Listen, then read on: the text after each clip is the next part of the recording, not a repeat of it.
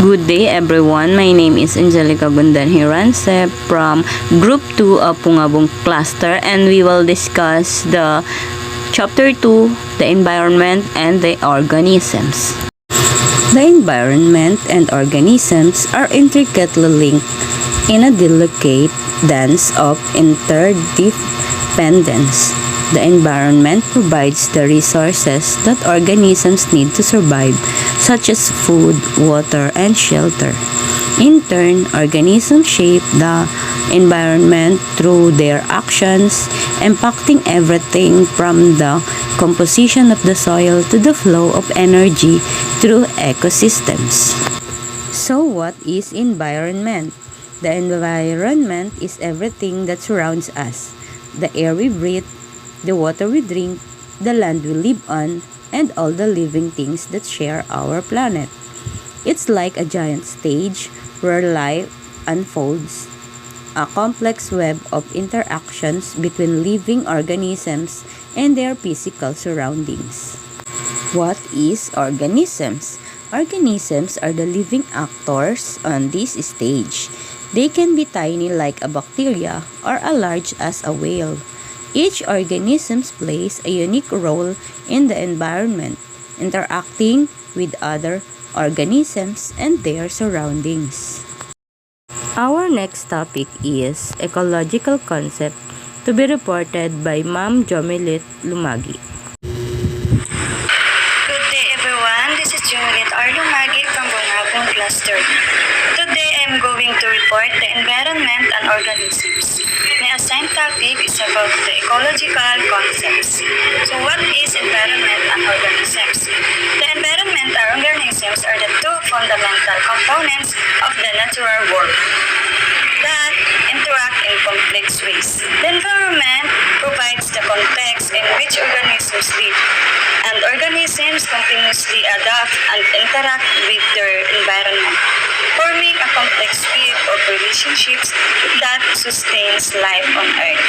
What is ecological concepts? Ecological concepts are fundamental ideas that describe the relationships and interactions between the organisms and their environments. These concepts help us understand how ecosystems function, how organisms interact within them, and how changes in the environment can affect the balance of ecosystem. Types and examples of ecological concepts. Number 1, ecosystem. Number 2, species interaction. Number 3, niche. Number 4, biodiversity. Number 5, succession. And number 6, carrying capacity. Ecosystem is a community living organisms, biotic components, interacting with their non-living, abiotic, environment in a specific area. This interaction involves the flow of energy and the cycling of nutrients through the ecosystem, which supports the survival of organisms within it. Ecosystem can vary greatly in size and complexity, from small ponds to vast forests or oceans.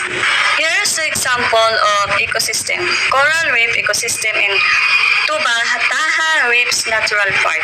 Location, Sulusi in Palawan. Description, biodiversity. Taha Reefs is a UNESCO World Heritage Site and one of the most biodiverse marine ecosystems in the Philippines.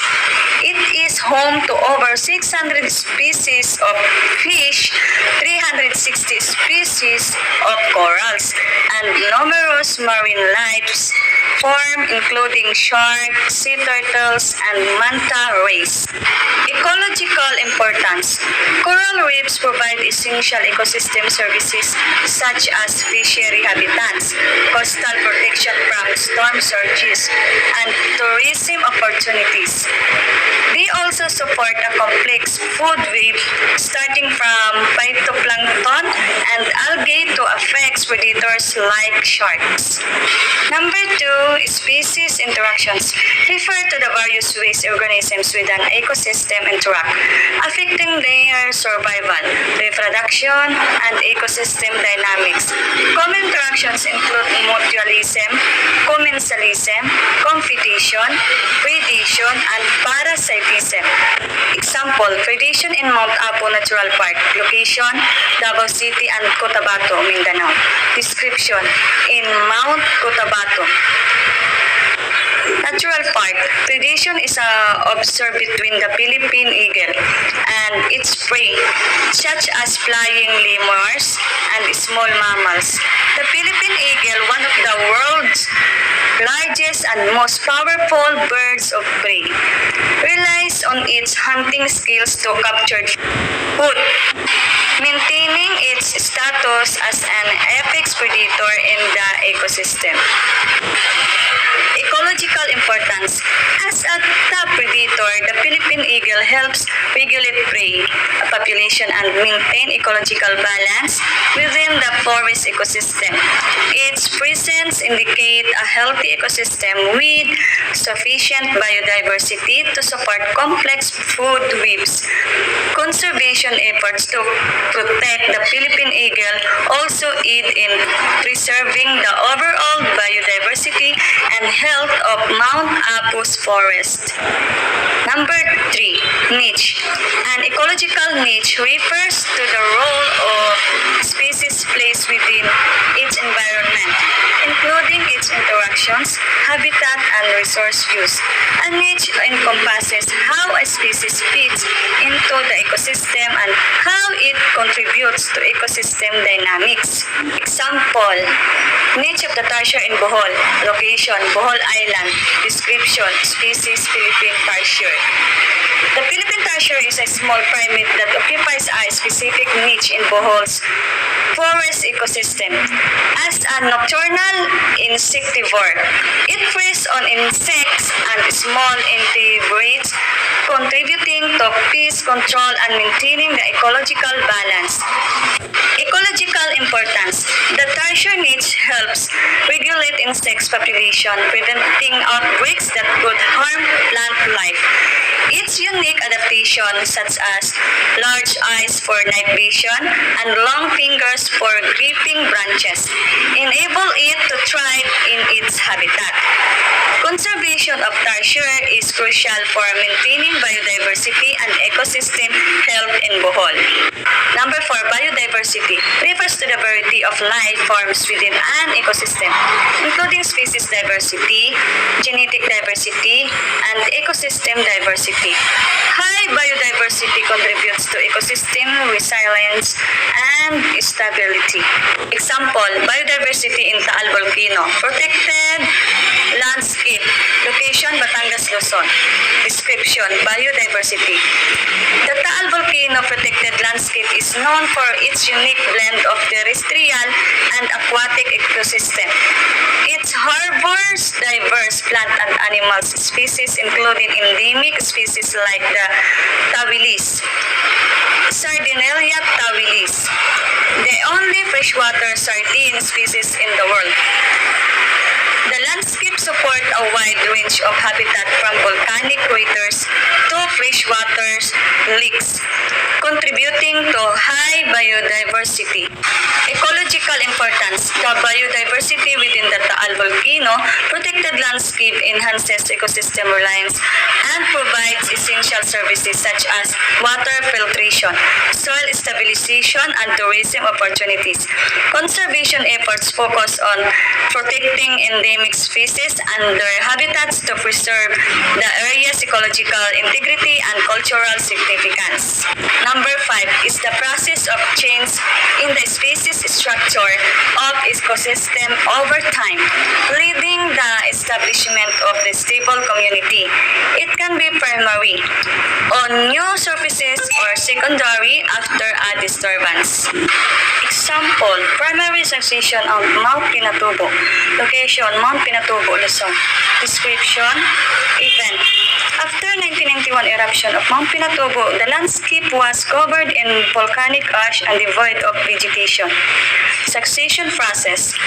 Primary succession began with pioneer species like lichens and mosses colonizing the barren surfaces. These pioneers helped wither the volcanic ash and create soil, allowing grasses and shrubs to establish. Over time, trees like acacia and casuarina took root, leading to a more diverse forest ecosystem. This succession process demonstrates nature's resilience and the gradual recovery of ecosystem after catastrophic events. Number 6, carrying capacity.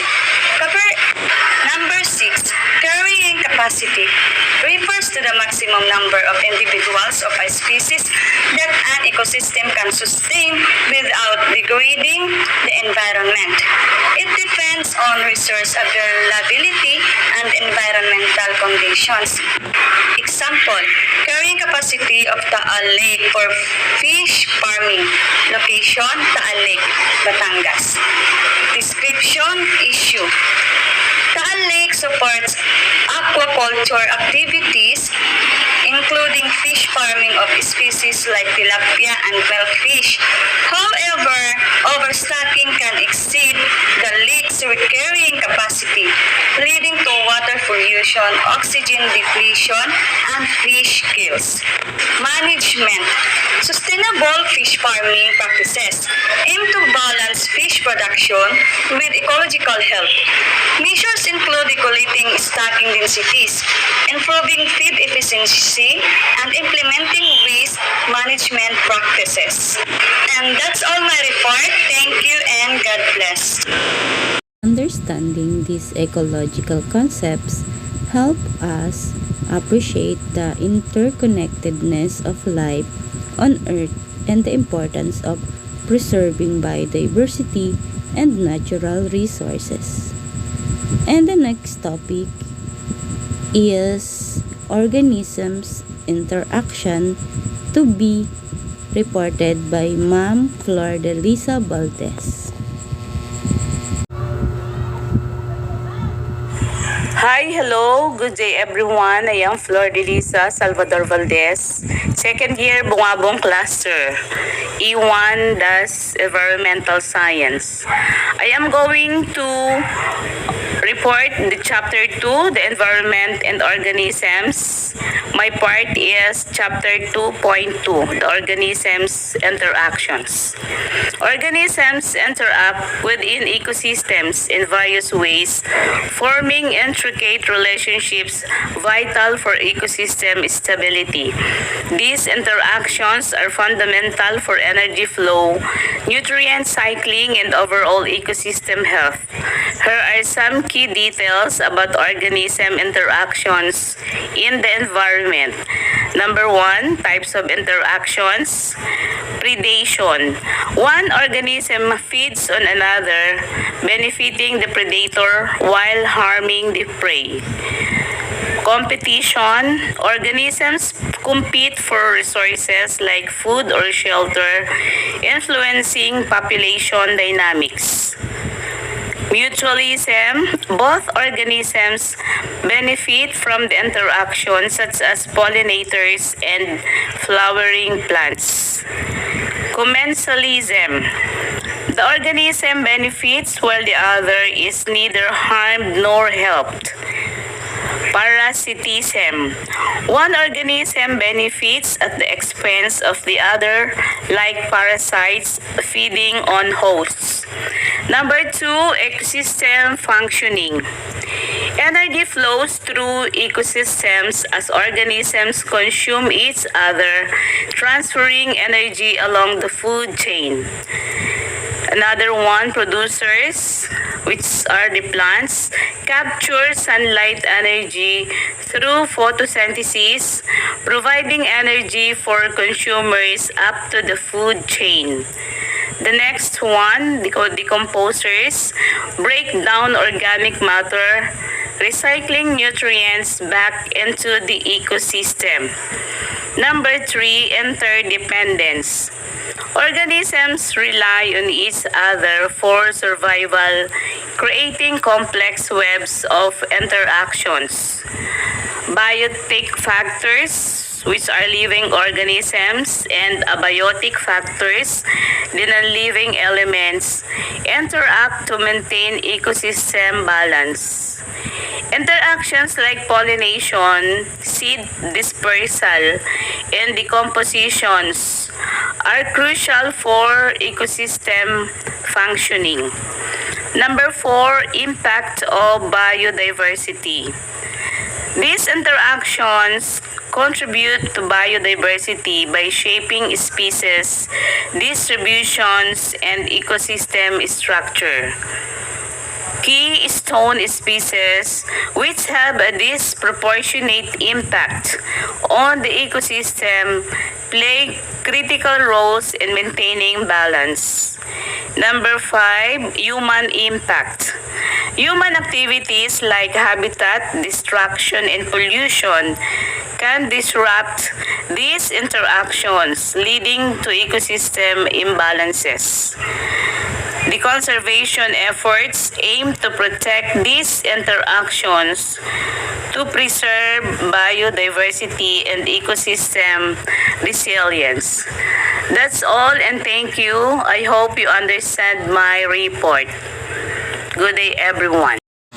Organisms' interactions are diverse and play a crucial role in shaping ecosystems and maintaining the balance of nature.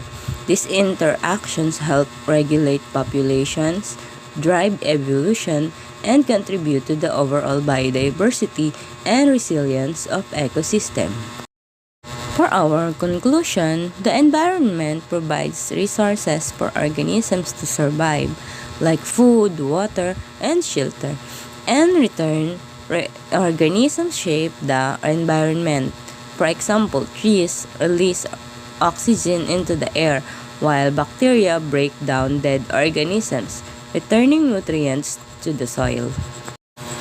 This constant interplay between organisms and their environment is what makes our planet so dynamic and fascinating. Understanding this relationship is key to appreciating the delicate balance of life on Earth and the importance of protecting our environment. And that's all for our report. Thank you and God bless.